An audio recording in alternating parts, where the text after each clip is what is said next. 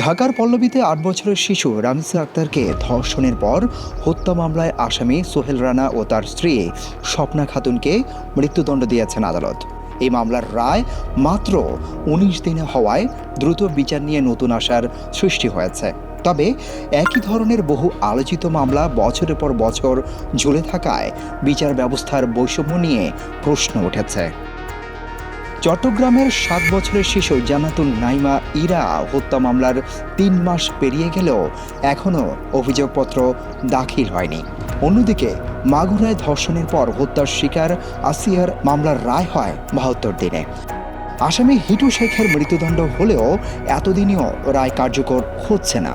এছাড়া ফেনীর নুসরাত জাহান রাফি হত্যা মামলায় নিম্ন আদালতের রায় হলেও প্রায় ৭ বছর ধরে মামলাটি হাইকোর্টে শুনানির অপেক্ষায় রয়েছে। মানবাধিকার সংগঠনগুলোর তথ্য অনুযায়ী ২০১৬ থেকে ২০২৬ সালের এপ্রিল পর্যন্ত দেশে প্রায় ১১,৯৩৪টি শিশু নির্যাতনের ঘটনা নথিভুক্ত হয়েছে।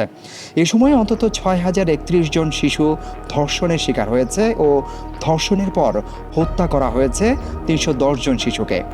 শিশু অধিকার কর্মীদের মতে প্রকৃত সংখ্যা আরও বেশি হতে পারে।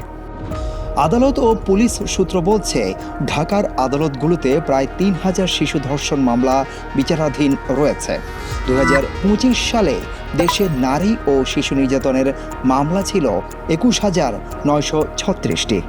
অপরাধ বিশেষজ্ঞদের মতে আলোচিত মামলাগুলোতে দ্রুত বিচার হলেও উচ্চ আদালতে দীর্ঘসূত্রতা, আপিল, রিভিউ ও অন্যান্য আইনি প্রক্রিয়ার কারণে অনেক মামলা বছরের পর বছর আটকে থাকে।